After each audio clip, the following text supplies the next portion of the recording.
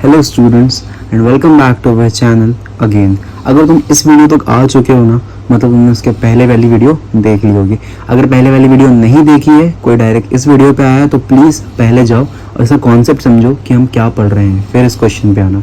अगर नहीं मिल रहा है तो मैं डिस्क्रिप्शन में लिंक इसके प्लेलिस्ट को चेक कर सकते हो। मैं पूरे प्लेलिस्ट की आई बटन पे लिंक दे दूंगा और इसके पहले वाली वीडियो की भी लिंक दे दूंगा, क्योंकि वो दोनों आपस में कनेक्टेड है। चलो तो आज का कॉन्सेप्ट शुरू करते हैं। कॉन्सेप्ट नंबर 1, उसका एक एग्जाम्पल क्वेश्चन मैं बताने वाला हूँ। जैसे कि हमने अभी प्रीवियस वीडियो में देखा था कि हमने किस तरीके से समझा था कि कंपनी किस तरीके से आईओसी चार्ज करती है, क्या रूल्स होते हैं, क्या रेगुलेशंस होते हैं। तो हम आगे वीडियो में बढ़ते हैं। अब मान के चलो एक हमारी कंपनी है, फर्म है, जो भी है, उसके अंदर तो अब हम बात करते हैं आगे वीडियो के कि किस तरीके से हमें करना है। मान के चलो अब हमारा एक बिजनेस है जिसके अंदर ए और बी दो पार्टनर्स हैं, राइट। अब ए और बी दो पार्टनर्स है तो उन्होंने कुछ पैसा इन्वेस्ट भी करा होगा एज अ कैपिटल। तो कैपिटल कितना है? 5 लाख और 8 लाख रुपीज, ठीक है। अब अच्छा, कॉन्सेप्ट का नाम है व्हेन डीड इज साइलेंट। अगर डीड नहीं होगा तो हम किस तरीके से पीएनएल अप्रोप्रिएशन अकाउंट बनेंगे। क्वेश्चन में बोला है कि उनकी जो एनुअली प्रॉफिट है वो कितना है? 1,80,000 रुपीज। और यहाँ पे कुछ नोट भी देके रखा है। नोट क्या पढ़ लेते हैं। B is claiming for IOC as 5% per annum. B ने क्लेम करा है आईओसी 5% पर एनम के हिसाब से, but A is not agreed to this. अब यहाँ पे मुझे एक बात बताओ, बी सही है या ए सही है?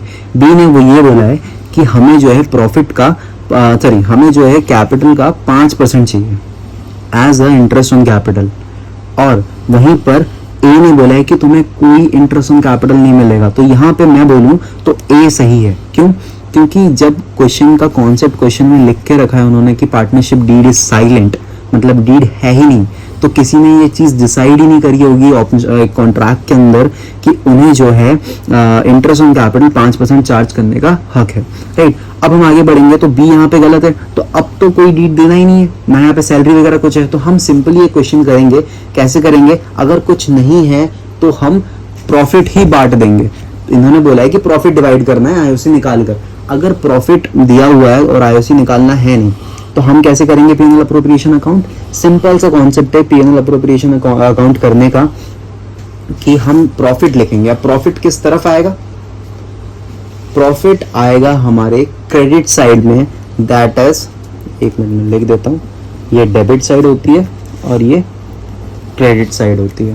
अब इस फॉर्मेट में डेट दोनों साइड देके रखेंगे। अब हम आगे बढ़ते हैं। जैसे कि अगर मैं बात करूं यहाँ पर, तो मैं बाय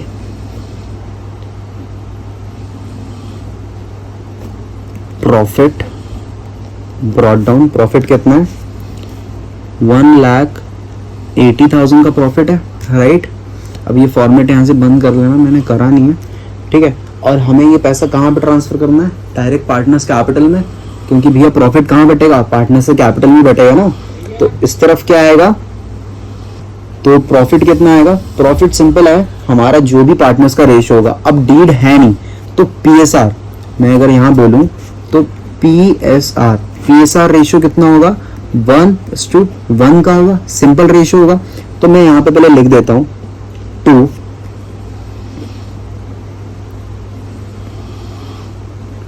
पार्टनर्स, जगह नहीं थी वहां पे इसलिए नीचे रख रहा हूँ, कैपिटल, पार्टनर्स कैपिटल। कितने पार्टनर है? 2 पार्टनर है। कौन कौन से पार्टनर है? ए और बी।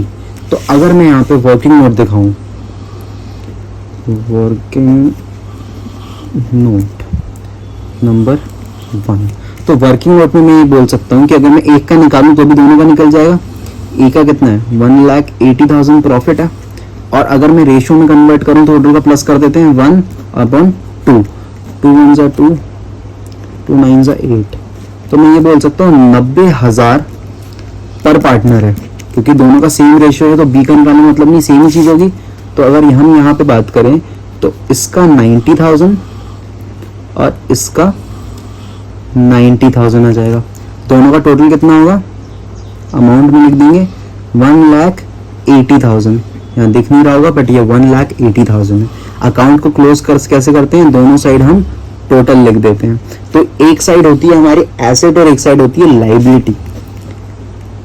ये बात सबको पता है कि एक साइड एसेट होता है और एक साइड लाइबिलिटी होती है। ये साइड क्या होता है, एसेट्स, और ये साइड क्या होता है, लाइबिलिटी। ये बात तो सबको पता होगी, ये साइड एसेट होता है और ये साइड लाइबिलिटी होती है। ठीक है, तो दोनों साइड इक्वल आ गया, asset is equals to liability वाला कॉन्सेप्ट पूरा हो गया। ये क्वेश्चन होता है हमारा यहाँ पे खत्म। जिसको भी नहीं समझ में आया कमेंट करो, तो मैं इस पे और भी वीडियोस लेके आऊँगा। Thank you. और हाँ, जाते जाते चैनल को सब्सक्राइब ज़रूर कर देना और वीडियो को लाइक कर देना।